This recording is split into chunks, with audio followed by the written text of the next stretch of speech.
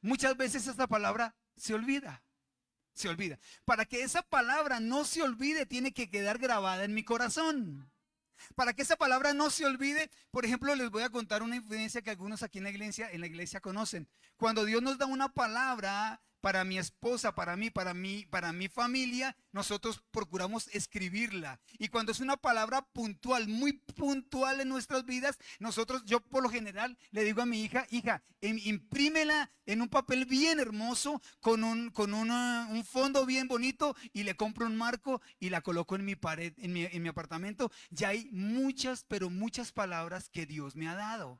Entonces, ¿para qué hago eso? Para que no se me olvide. Y muchas veces yo hace un par de días, entré a mi apartamento y estaba mi esposa leyéndolo en voz alta. Y yo decía, claro, eso es importante. Es importante que yo no deje diluir la palabra, que yo no deje olvidar a mi corazón que Dios me dio una palabra. ¿Para qué? Para vivir en fe en pos de esa palabra. Es decir, la palabra clave en tu vida tiene que hacerse rema en tu corazón para que tú camines en pos de ella. ¿Sí me hice entender? Si Dios te da una promesa, esa promesa no se te puede diluir. A pesar de que pase el tiempo, esa promesa tiene que quedar aquí grabada. Y no sé si tú lo quieras hacer como lo hacen los pastores, pero vuelvo y te digo, nosotros tenemos nuestras paredes llenas de cuadros enmarcados de las palabras que Dios nos ha dado. Y nosotros somos carne y nosotros somos hueso.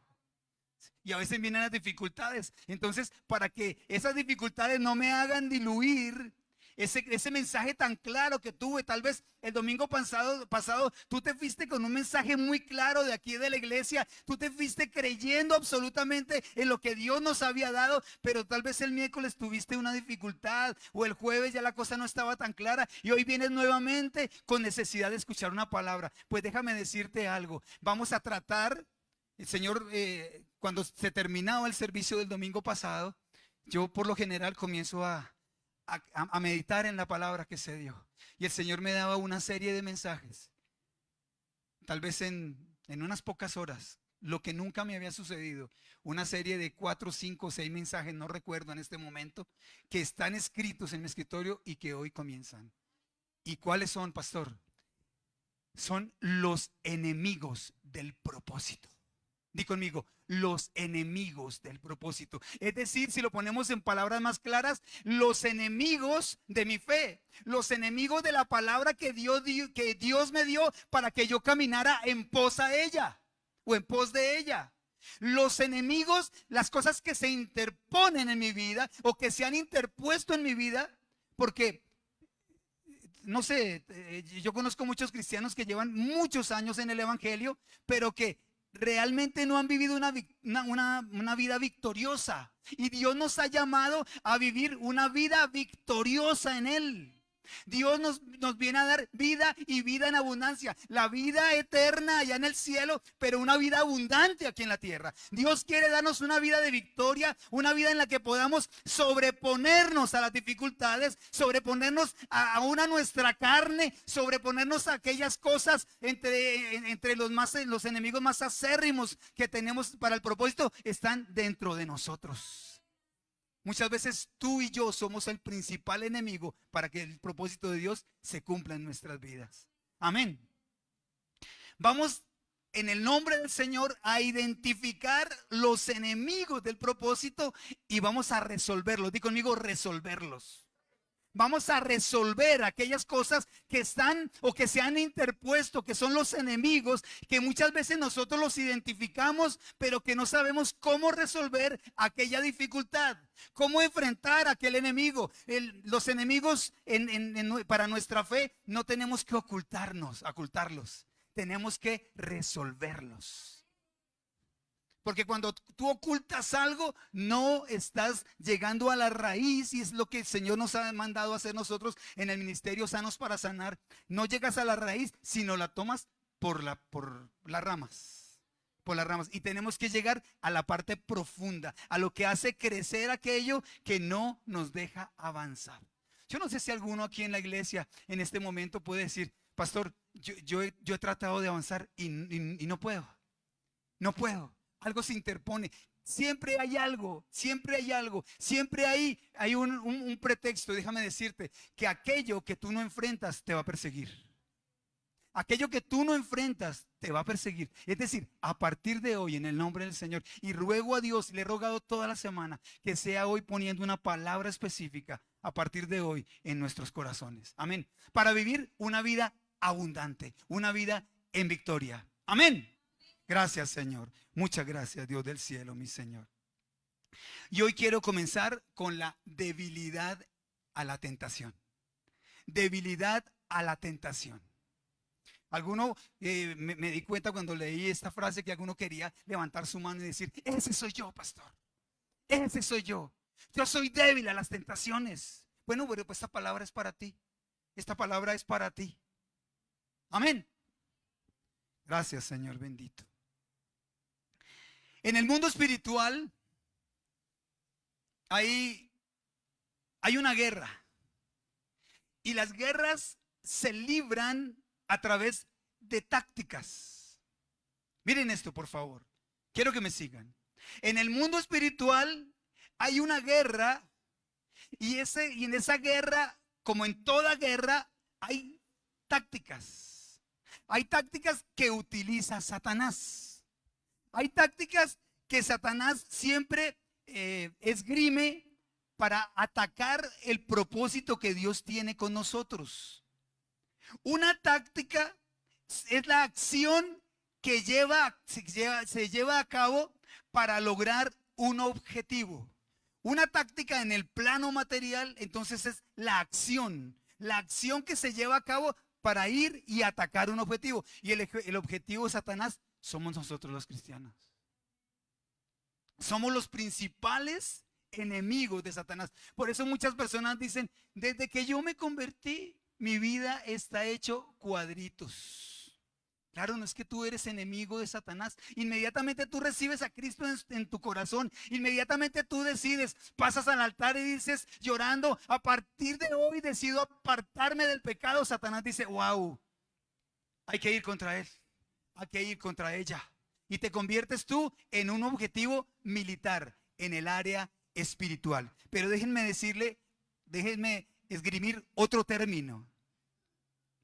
Y un plan para alcanzar los objetivos se llama estrategia. Di conmigo, estrategias, tácticas.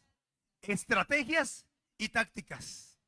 Son aquellas cosas que en el plano espiritual Satanás utiliza para acabar con el propósito que Dios tiene para nuestras vidas. Para acabar con nuestro ministerio. Satanás nunca para, y lo vamos a ver hoy. Nunca para, jamás se cansa de atacarnos. Satanás siempre va a estar atacándote. Es más, él identifica a través de las tácticas, miren esto, a través de las tácticas, en qué eres tú débil. ¿Hay alguien aquí que tenga una debilidad? Todos tenemos una debilidad.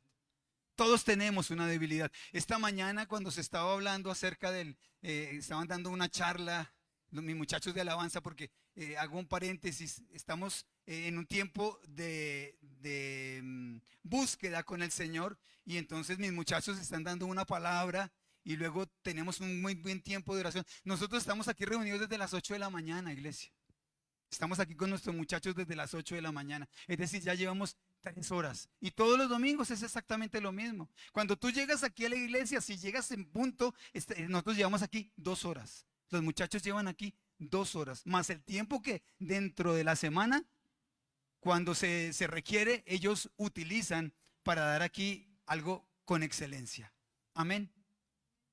Y la persona que estaba dando la charla hablaba acerca de que cuando alguien llega a un grupo de alcohólicos anónimos, tiene que identificarse como yo soy alcohólico, así lleve 30 años sin ser alcohólico, ¿sí? Entonces yo reevaluaba, digo, no, esto hay que reevaluarlo, porque si en el plano espiritual yo soy libre hoy, para siempre yo soy libre. Es decir, yo no soy alcohólico el resto de mi vida. ¿Atentos? Yo no soy drogadicto el resto de mi vida. Yo no soy mentiroso el resto de mi vida. Yo no soy adúltero el resto de mi vida. Yo no soy borrachín el resto de mi vida. ¿Por qué? Porque Dios a través de Jesucristo transformó mi manera de pensar. Amén. Ya no actúo como actuaba antes. Pero Satanás, miren esto, le estoy haciendo una equivalencia. Wow, una equivalencia. Entonces, pero en el plano espiritual, Satanás siempre te sigue diciendo, es que tú eres adúltero. En el plano espiritual, Satanás te dice, mire esa cerveza, usted es alcohólico, recuerde que usted es alcohólico. Mire ese amigo, recuerda ese amigo, todo lo que hacían con su amigo, mire, usted sigue siendo un drogadicto. Son tácticas, digo conmigo, tácticas. Tácticas satánicas. Por eso muchas veces te coloca el dedo de señalamiento y te lo coloca tan fuerte sobre tu vida que te doblega, te postra y no te quieres levantar de allí. Te sientes acusado. Que todo el mundo te mira. Digo conmigo, tácticas. Esas son tácticas satánicas. Cuando a mí la palabra del Señor me dice que solamente se necesitó una vez el sacrificio de Cristo en la cruz para perdonar todos mis pecados. Cuando tú vienes a la presencia del Señor y pides perdón, todos tus pecados fueron perdonados. Ya no hay nadie, ni siquiera Satanás, que venga y con su dedo acusador te diga, tú sigues siendo el mismo estafador de siempre. Amén.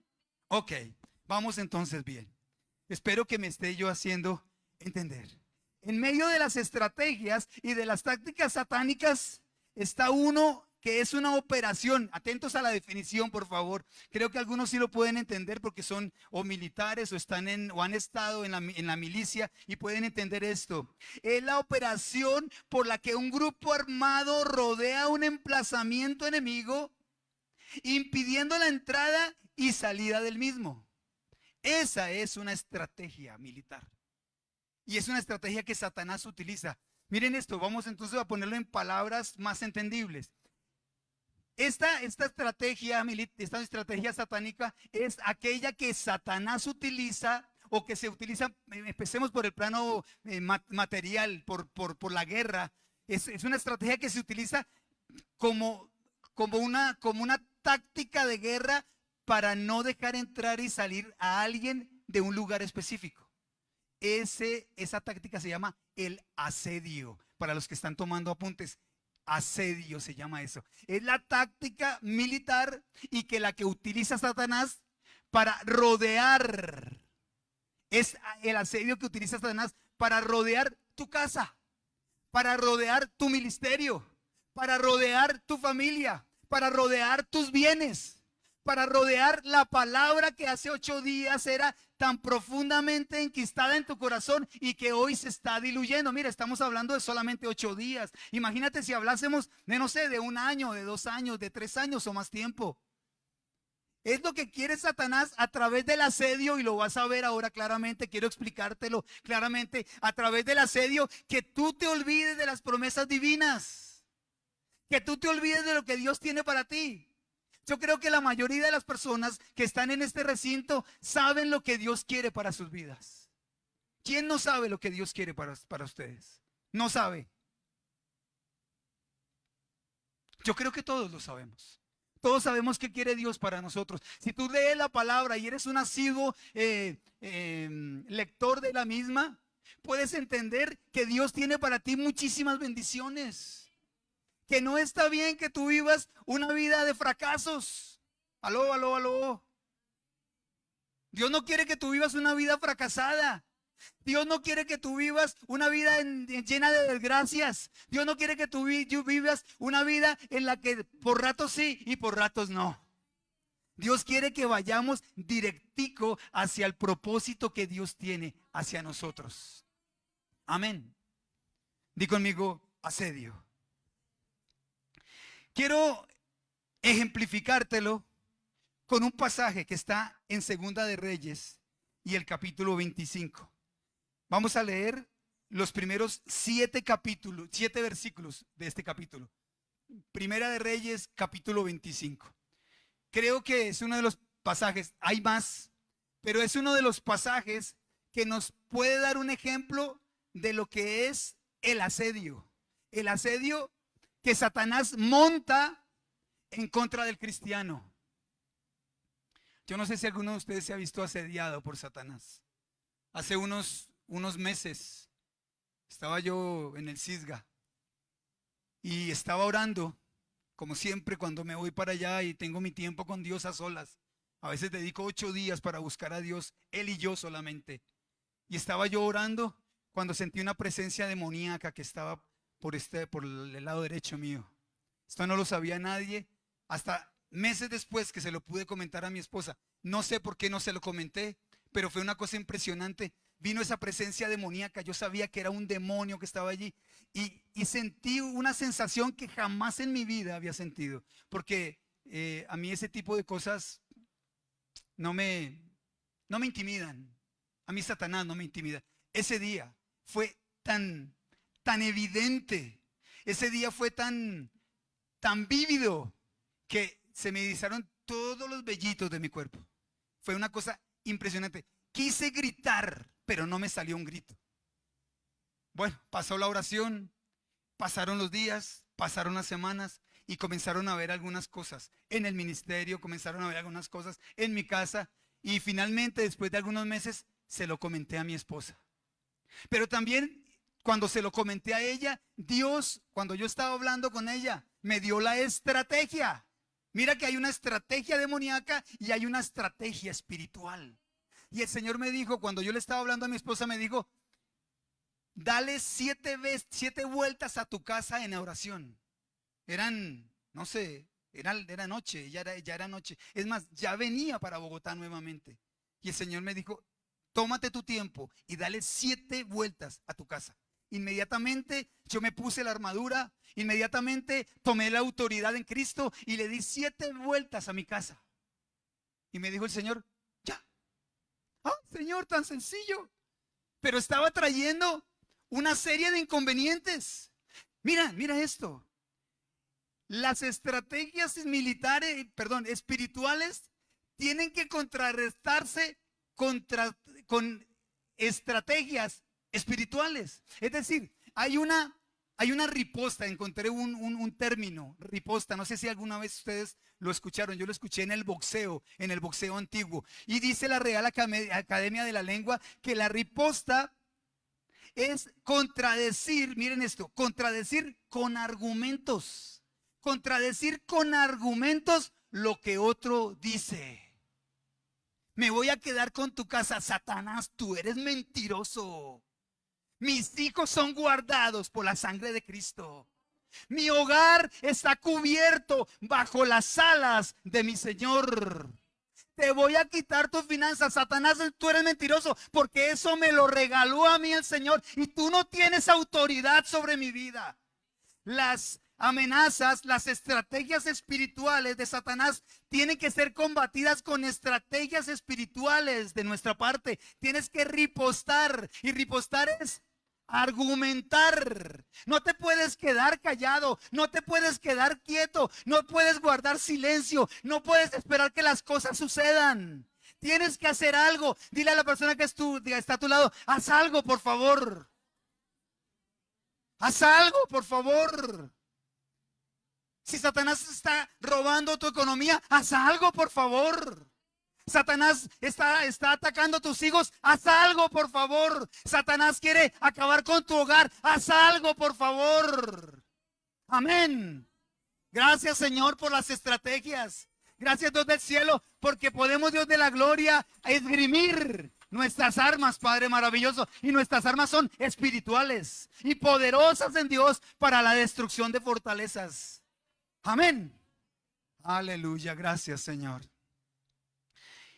Entonces íbamos a Segunda de Reyes, capítulo 25, verso 1. Leemos en el nombre del Padre, del Hijo y del Espíritu Santo. Amén. No, mentiras. Tengo que comenzar por el capítulo 24 a partir del verso 18. Para darles a ustedes una luz más amplia de lo que yo quiero comentar hoy. De 21, está hablando del reinado del rey Sedequías. De 21 años era Sedequías cuando comenzó a reinar. Y reinó en Jerusalén 11 años. Di conmigo, 11 años. ¿Reinó cuánto Sedequías? 11 años, ¿ok? Bueno, venía 21 años, eso es irrelevante porque pues hay personas espiritualmente muy maduras siendo muy jóvenes. Y hay otros espiritualmente muy inmaduros y que tienen todos los años del mundo. Lo espiritual no tiene que ver con la edad cronológica. De 21 años era Sedequías cuando comenzó a reinar y reinó en Jerusalén 11 años. El nombre de su madre era Amutal, hija de Jeremías de Libna. No es el profeta Jeremías, es otro Jeremías. E hizo lo malo ante los ojos de Jehová, conforme a todo lo que había hecho Joacim, su antecesor. Vino pues la ira de Jehová contra Jerusalén y contra Judá. Recuerden que después de Salomón se dividió el reino en el reino del norte y en el reino del sur. Estamos hablando del reino del sur. Hasta que los echó de su presencia y Sedequías se rebeló contra el rey de Babilonia. ¿Hasta aquí vamos entendiendo? Ok. Ahora sí vamos al pasaje que quería leer.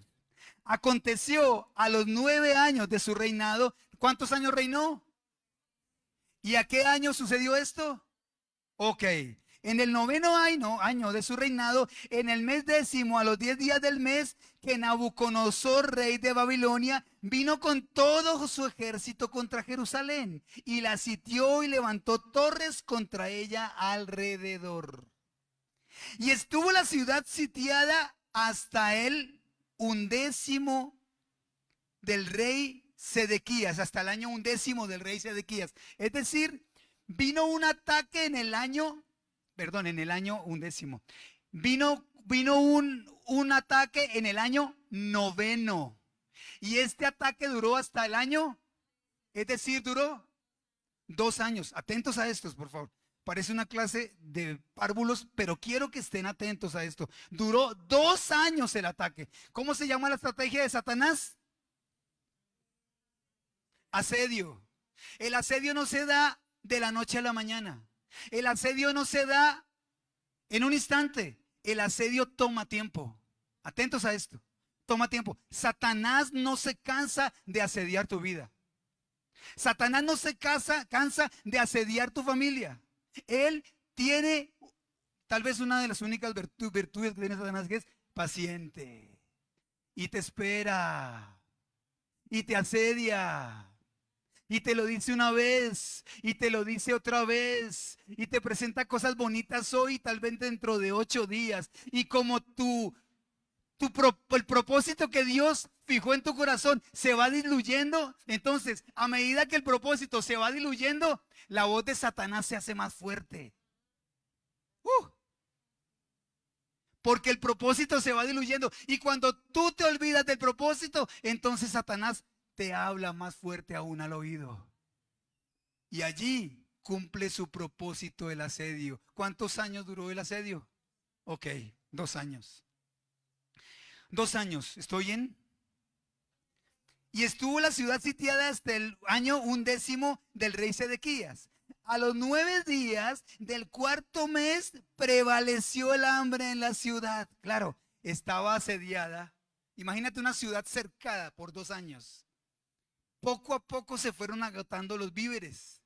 Poco a poco se fueron agotando las fuerzas. Poco a poco se fueron debilitando los que guardaban la ciudad. Asedio, di conmigo asedio. Este asedio duró 2 años. Hasta que en el 2º año del asedio prevaleció, dice la palabra del Señor, prevaleció. Es decir, el hambre fue tan grande que no pudieron más. La estrategia había cumplido su propósito. Y a los 9 días del 4º mes prevaleció el hambre en la ciudad hasta que no hubo pan para el pueblo de la tierra. Miren esto. Esta fue la situación crítica que utilizaron los enemigos. Versículo 4. Abierta ya una brecha porque se habían debilitado. El asedio de 2 años había cumplido su propósito y se abrió una brecha. ¿En qué? en la fortificación de la ciudad.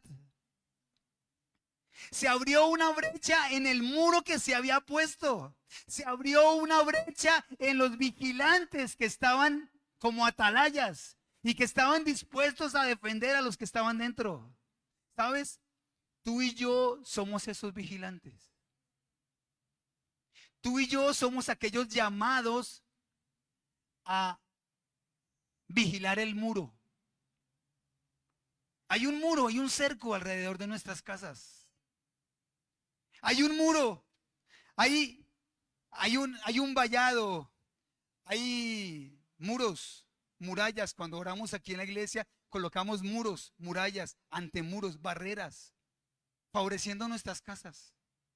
La guerra espiritual que nosotros tenemos y que nosotros hicimos, que la hizo mi hermana Nancy. Esa guerra habla de guardar. Esa guerra espiritual habla de favorecer, de estar atento a cualquier ataque de Satanás. Pero cuando tú te debilitas en la fe, cuando ese propósito divino se va haciendo borroso en tu vida, cuando se diluye esa fe tan grande que tú tenías y déjate favorecer de guardar, de resguardar lo que es tuyo, comienza Satanás a ganarte la batalla. Es una guerra, acuérdate, es una guerra espiritual. Lo que pasa es que la estamos ejemplificando desde el plano material, pero es una guerra espiritual. Es una guerra espiritual. Versículo. Abierta ya una brecha en el muro de la ciudad, huyeron de noche todos los hombres de guerra por el camino de la puerta que estaba entre los dos muros, junto a los huertos del rey, estando los caldeos alrededor de la ciudad, y el rey se fue por el camino de Arabá. Huyeron. Se abrió una brecha en el muro y todos aquellos que estaban encargados huyeron. Cobardes. Cuando alguien toca tu casa, cuando alguien toca mi casa, cuando alguien toca mis hijos, cuando Satanás osa traer un ataque, en esta casa se contraataca. Hace 8 días hubo un ataque espiritual aquí en la iglesia. Un ataque poderoso que todos vimos. ¿Y cuál fue nuestra reacción? Contraatacar. Cuando comenzamos el servicio, esto fue como una hora antes de comenzar el servicio, que vino el ataque. Cuando comenzamos el servicio, Satanás estaba derrotado. El ataque estaba por el piso. Díganme una palabra. El ataque estaba neutralizado.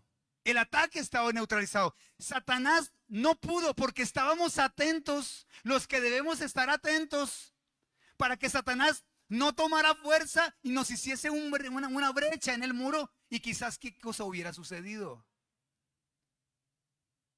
Tenemos que estar atentos guardando la promesa. Di conmigo, hay un propósito que yo debo guardar. Hay un propósito que yo debo cuidar. Hay un propósito que tal vez debo colocar en la pared de mi casa y cuando se esté diluyendo, leerlo. Léelo con cita bíblica y todo. ¿Qué te prometió Dios? ¿Qué ha dicho Dios de tu casa? ¿Qué ha dicho Dios de tu familia? ¿Qué ha dicho Dios de tu ministerio? ¿Cuál es el futuro que Dios tiene para ti? Y si te lo ha dado con una palabra, léelo y reléelo las veces que sea necesario. Dile, Satanás, mentiroso, porque la tierra donde yo estoy, Dios me la va a dar. Por ejemplo, esa palabra la dio el Señor el año pasado. Yo sabía que no era para todos. A mí el Señor me lo dijo esta semana. Me dijo, yo di esa palabra, pero no todos la tomaron, porque no era para todos. Yo sí me apropié de ella. Y la hicimos enmarcar, no corazón. La hicimos enmarcar. Ella me trajo la impresión. Y yo compré el marco y lo puse. Y la leímos y la releímos. A los 15 días, vino una palabra en el mismo libro de Génesis. Las mismas palabras, el mismo mensaje con otras palabras.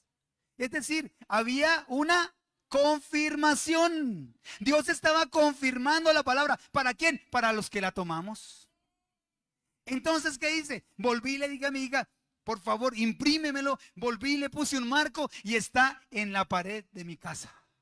La promesa y la confirmación de la promesa. La promesa y la confirmación de ella. Porque Satanás no va a hacer que se diluya la promesa de Dios para mi vida. Satanás, tú no vas a hacer que se diluya. Tú no vas a hacer que yo me olvide de lo que tú prometiste para mi vida, para mi casa, para mis hijos, para mis nietos. Porque fue una palabra para mi esposa y para mí, pero también para mis hijos y también para mis nietos. Fue una palabra que envuelve a nuestras generaciones. ¿Quién se acuerda qué pasaje fue? Porque era para nosotros. Por eso tú no te acuerdas de cuál era el pasaje. Porque era para nosotros. Para los que en ese momento tomamos la palabra para nosotros.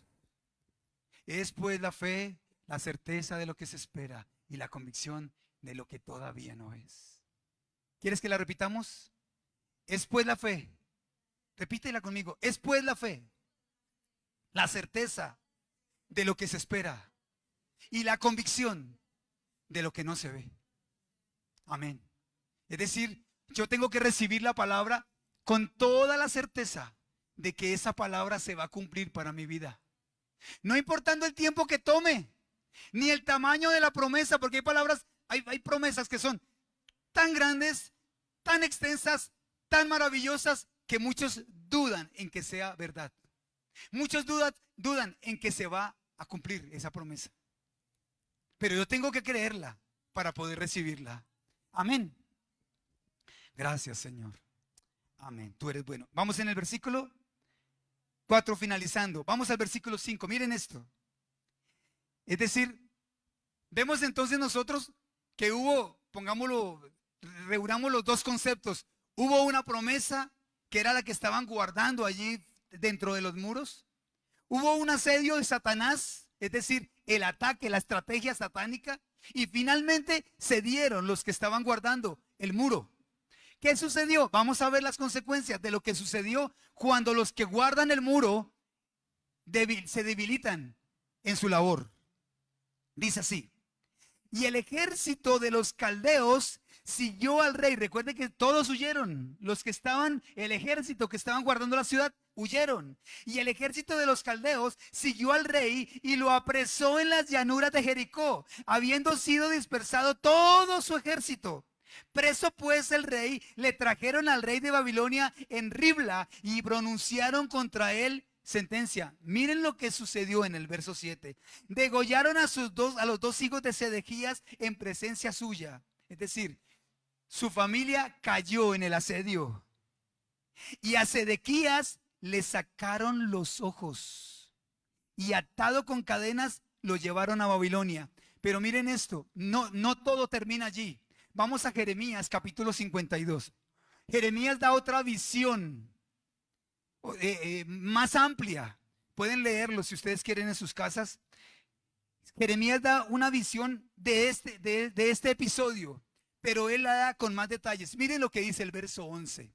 Recuerden entonces que a Sedequías lo persiguieron los caldeos, degollaron a sus dos hijos, a él le sacaron los ojos, pero miren lo que dice. El verso 11. No obstante, el rey de Babilonia solamente le sacó los ojos a Sedequías. Bueno, menos mal que no fue sino eso. Y le ató con grillos y lo hizo llevar a Babilonia y lo puso en la cárcel hasta el día en que murió. Hasta el día en que murió. Podemos entonces concluir que las consecuencias de nosotros dejar nuestro muro, de no estar vigilando nuestra promesa, puede traer consecuencias para el resto de nuestras vidas. Por eso ve uno personas que son un proyecto fracasado. ¿Conoces a alguien que sea un proyecto fracasado? Lo más triste es que muchas de esas personas que nosotros conocemos como un proyecto fracasado van a una iglesia a asisten a una iglesia. Están en nuestra familia. A veces personas de nuestra familia nosotros decimos, wow, se alejó de Dios. Y miren cómo está ahora. Cómo todo cambió, pero cambió para mal. Para mal. Cuando tú ves una familia, que son las familias que estamos aquí en la iglesia, que son todas nuestras familias, ve uno familias que juntitos van a la iglesia, que todos son personas de oración, de búsqueda, de ayuno. Nosotros vemos familias florecer. Nuestras familias son familias lindas. Yo veo en sus familias, familias lindas. Nuestros hijos son lindos. No tanto lo hablo en lo físico. Sí me hago entender. Nuestros hijos son lindos. No solamente nos parecen a nosotros lindos, sino las demás personas dicen, oiga, qué lindos hijos tiene usted. Esos niños brillan. Esos niños son ejemplo. Porque ellos son la continuación de lo que nosotros somos, iglesia. ¿Valen la pena ellos o no valen la pena? ¿Vale la pena tener el muro guardado? ¿Vale la pena pagar un precio por ellos? Que ellos no comiencen, y es algo que nos propusimos con mi esposa, que ellos no comiencen, si la vida nuestra, si la vida tuya fuera un surco que hay que arar, que ellos no comiencen en la misma parte donde comenzamos nosotros, o tal vez más atrás. Que el camino que nosotros haremos, ese camino ya se lo estamos nosotros suavizando a ellos. No estamos evitándoles sus propias luchas, no estamos evitándoles sus propios fracasos, porque los tienen que tener, tienen que aprender de la vida, pero que nuestras acciones, el estar guardando el muro de nuestros hijos, el muro de nuestras casas, los lleve a ellos a la victoria. Amén. Guarda tu casa, haz algo por favor, haz algo por tus hijos. Si tú estás identificando hoy que hay cosas en tu vida que no funcionan, hoy se tienen que acabar en el nombre del Señor. Hoy tú tienes que comenzar a vivir una vida de victoria. No te estoy diciendo que no vendrán problemas. Te estoy diciendo que somos con Cristo mucho más que victoriosos. Y a medida en que se levanten los enemigos, a medida en que haya problemas en nuestra vida, nosotros con la ayuda de Dios podemos ser más que victoriosos. Amén. Levántate por tu casa. Levántate por lo que es tuyo. ¿Te acuerdas cuando a David le amenazaron su familia? ¿Y qué dijo el rey? No, este no es David, sino el rey que estaba con David. ¿Y qué dijo el rey? Que me va a matar mis hijos y se los va a llevar. ¿Y qué dijo usted? Bueno, está bien. Si alguien me amenaza a mis hijos, yo tengo la obligación de proteger a mis hijos. O tú le vas a entregar a tus hijos a Satanás. Cuando tú dejas de fortalecer tu muro en oración, cuando tú dejas que se haga una brecha en el muro de tu oración, entonces le estás entregando en bandeja de plata a tus hijos a Satanás. Recuerda que Satanás no duerme, él no se cansa. Él no se cansa. Él va a querer tus hijos hermosos. ¿Por qué? Porque son tus hijos. Él no va a buscar los hijos del impío. Él busca los hijos de la iglesia. Y tenemos que evitar a toda costa que nuestros hijos sean atacados y caigan en el ataque. ¿Sí me estoy haciendo entender, iglesia? Haz algo por ellos. Movilízate por ellos. Muévete por tus hijos. Muévete por tu futuro, porque Sedequías murió sin los ojos y con grilletes en sus manos, con cadenas en sus pies. Hasta el día en que murió, recibió las consecuencias. Dice que reinó 11 años, pero no sé cuántos años vivió Sedequías. ¿Sí me hago entender? Fueron 2 años de asedio, pero no sabemos cuántos años fue a prisión. Aleluya. Gracias, Señor, por tu palabra. Primera de Pedro, capítulo 5 y verso 8 al 9. Recuerden que yo les dije que Satanás no descansa. Dice así, Primera de Pedro 5, 8, 9. Sed sobrios y velad, porque vuestro adversario el diablo, como león rugiente, anda alrededor. Recuerda la táctica, el asedio. Está buscando alrededor de tu casa.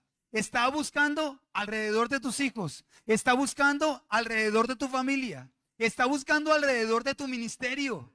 Él siempre está acechando este ministerio. Hemos tenido luchas espirituales impresionantes.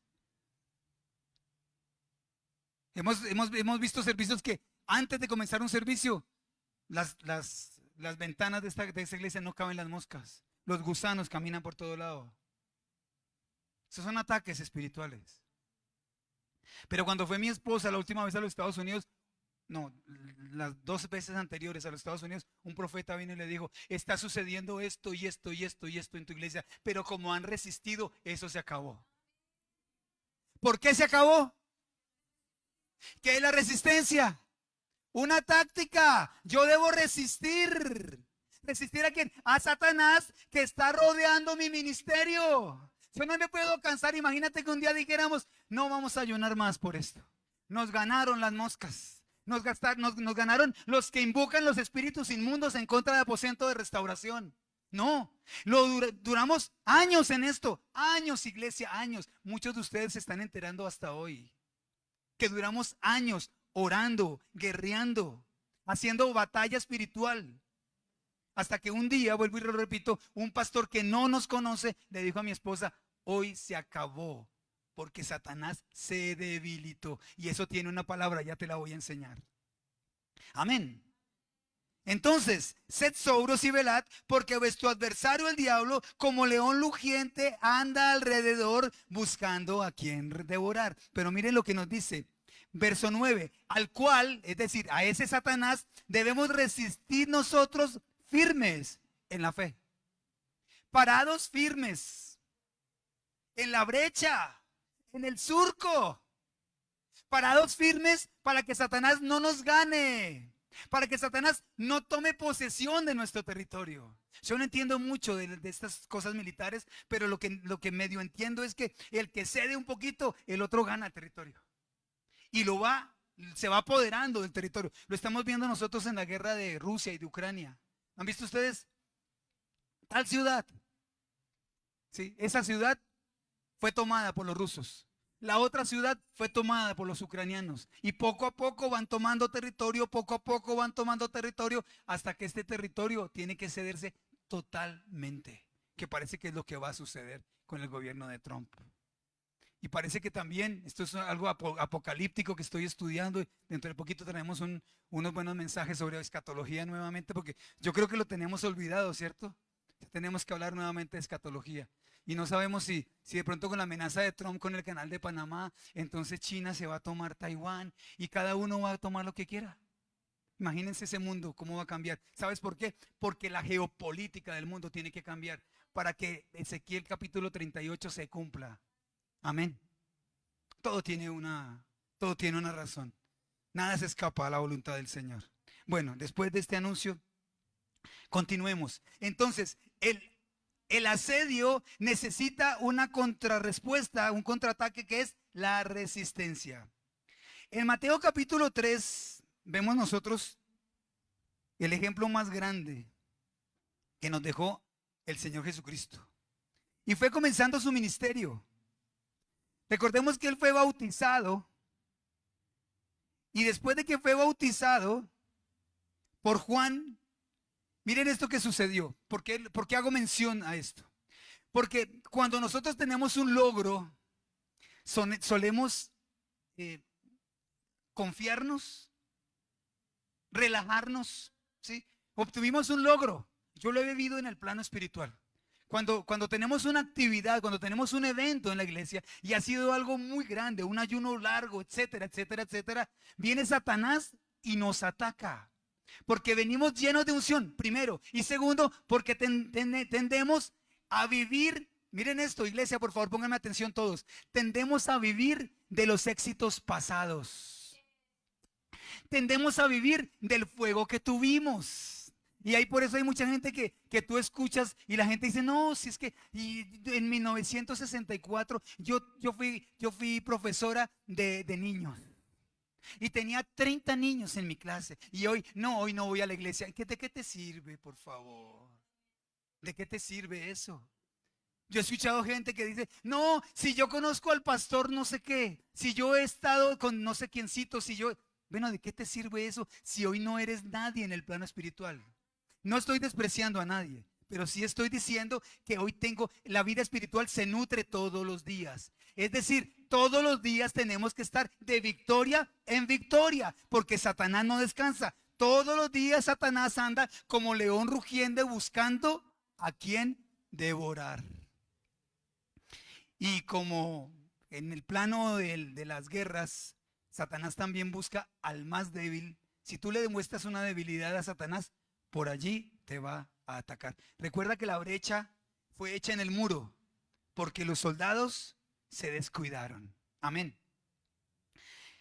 Entonces el Señor Jesucristo viene de ser bautizado. Y el versículo 7, que es el último del capítulo 3, mira cómo concluye. Y hubo una voz en los cielos que decía, este es mi Hijo amado en quien tengo complacencia. Una conexión de Dios a través del Espíritu Santo con su Hijo Jesucristo. Imagínate ese momento de gloria. El mismo Dios dando fe de que el Señor Jesucristo era su Hijo amado y se estaba complaciendo en él. Recuerden estos versículos porque a través de los temas que vamos a tratar, vamos a estar dando saltos de un versículo al otro, de un capítulo al otro para tratar los temas que el Señor quiere que tratemos. Amén. Los enemigos del propósito.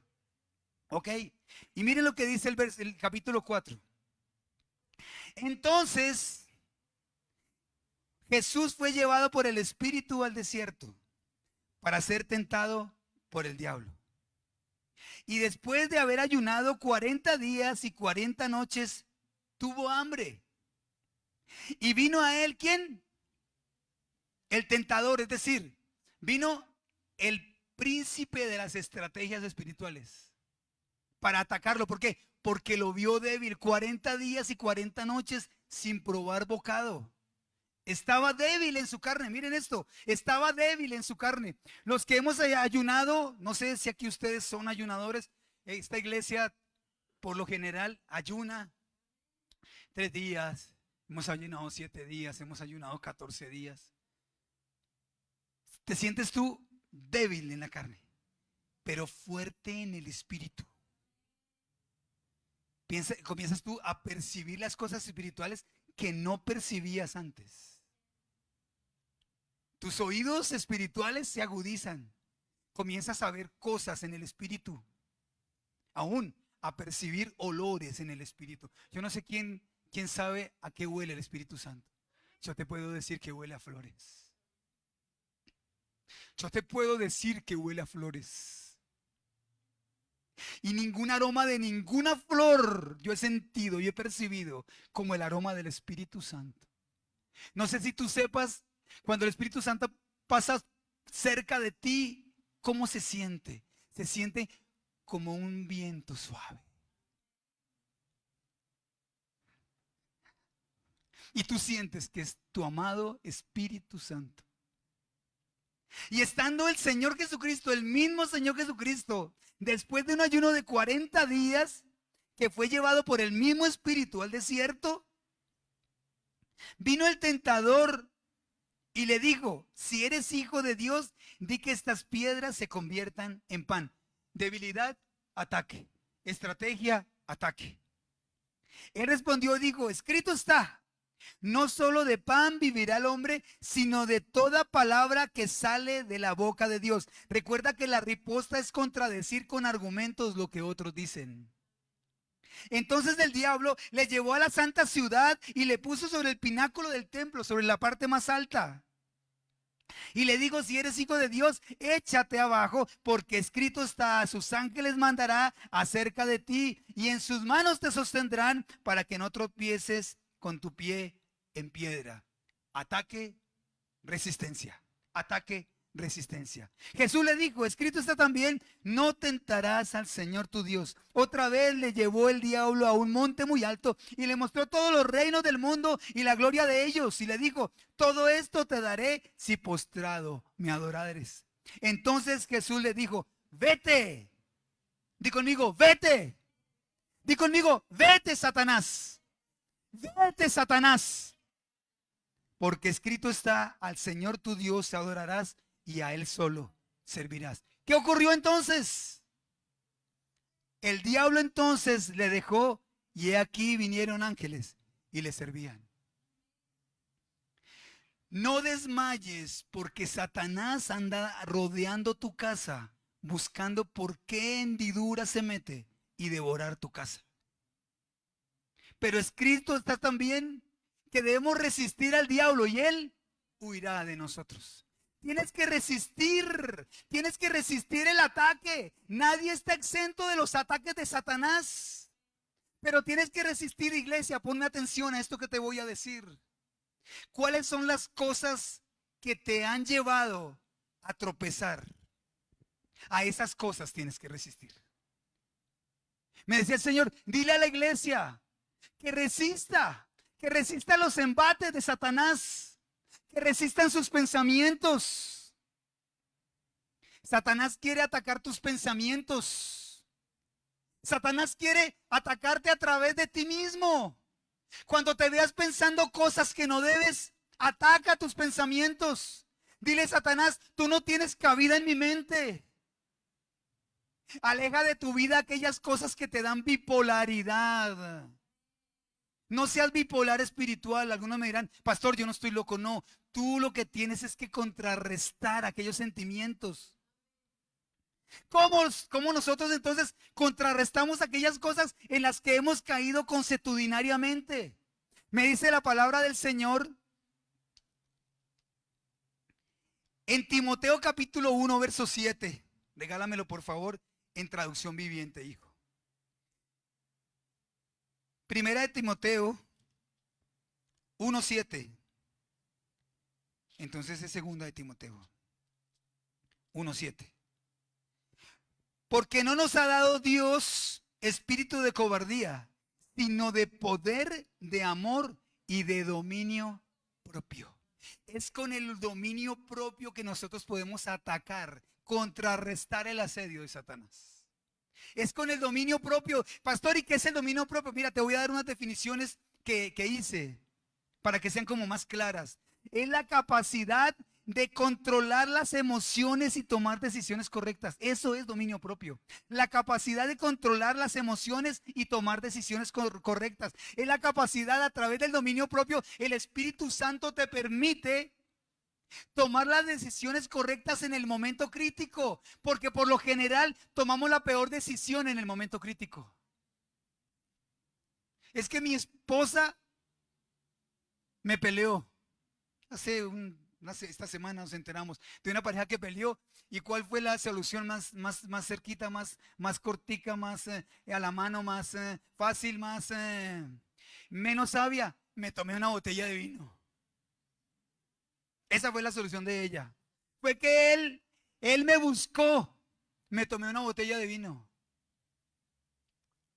El dominio propio es aquel que te capacita para en los momentos más difíciles tomar las mejores decisiones. Es difícil, sí, pero a través del dominio propio se puede. Mi suegro, quien fue mi mentor espiritual, me dio un ejemplo muchas veces. En todas las casas se pelea. ¿En qué casa no se pelea? A ver. En todas las casas se pelea. Porque somos personas, miren, nuestros hogares, miren esta definición de sanos para sanar. Nuestros hogares que creemos perfectos. ¿Quién quiere tener el hogar perfecto? Aquí ya nadie me va a levantar la mano. Sí. Está compuesto de personas imperfectas. Nuestros hogares que creemos perfectos están compuestos de personas imperfectas. Así que cuando mi suegro peleaba con mi suegra o mi suegra peleaba con mi suegro, ¿sabes qué hacía él? Se iba por la calle, pero no hacer nada malo.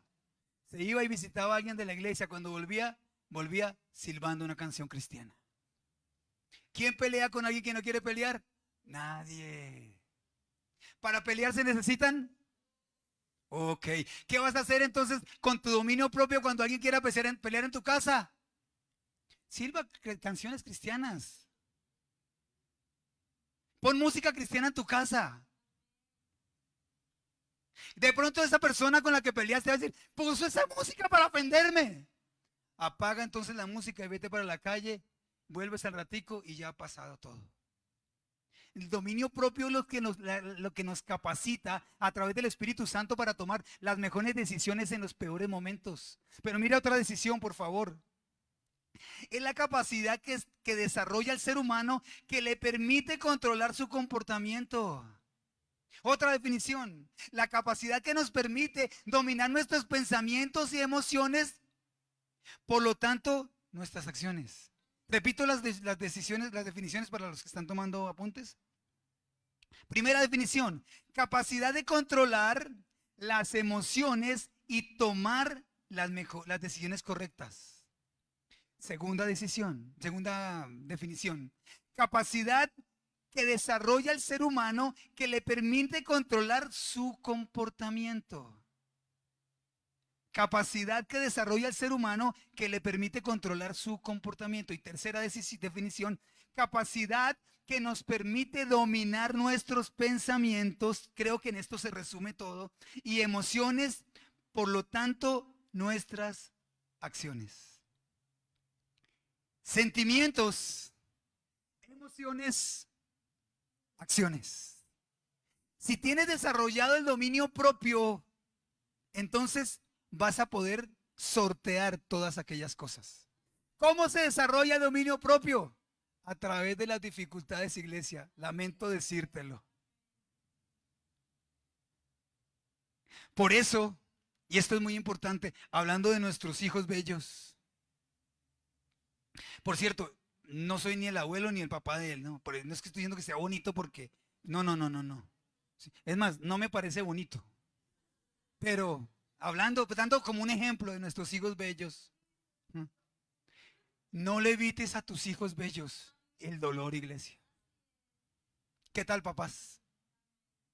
¿Qué tal, papá? No le evites a tu hijo el dolor. ¿Cuántos papás hay aquí? Levanten la mano, por favor. Mamás. No le evites a tu hijo el dolor. El dolor forma. ¿O te diste cuenta algo diferente en Dylan? Porque era necesario que lo soltaras. Porque era necesario que él mismo viviera la vida. Era necesario que él mismo se enfrentara. Porque él lo tenía todo en su casa y él creía que todo era fácil. Ahora que se enfrentó a la vida a pesar de ser tan jovencito, es un muchacho maduro. No parece que tuviera la edad que tuviera. Tú no me has contado nada de esto, pero el Espíritu Santo me lo ha revelado. Te encontraste con algo diferente a lo que se fue. No le evites a tu hijo el dolor. El dolor forma el carácter. Las dificultades te hacen adquirir dominio propio. Quisiéramos tenerlos no sé cuál es la oración tuya, Señor. Ponles tu divina mano para que no tropiecen. Señor, envuélvelos en tu Santo Espíritu. Es necesario que ellos tropiecen. ¿Cuánto quisiera yo tener la solución para que mis hijos tuvieran todo en su mano? Pero no puedo. Y te digo otra cosa, tampoco quiero. Tampoco quiero. Yo quiero que ellos desarrollen el dominio propio. Yo quiero que ellos desarrollen su carácter. Yo quiero que ellos sean hombres y mujeres de Dios. Por eso hemos tenido que vivir tantos momentos difíciles.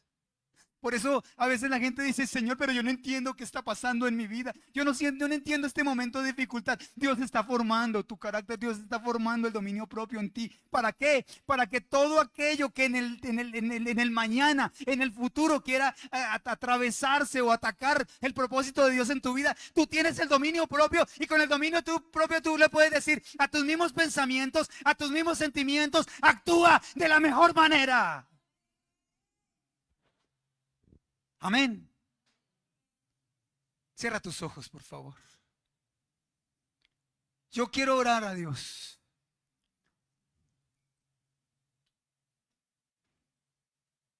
Para que a partir de hoy, atentos a esto, con tus ojitos cerrados, pero escúchame lo que yo te voy a decir, iglesia.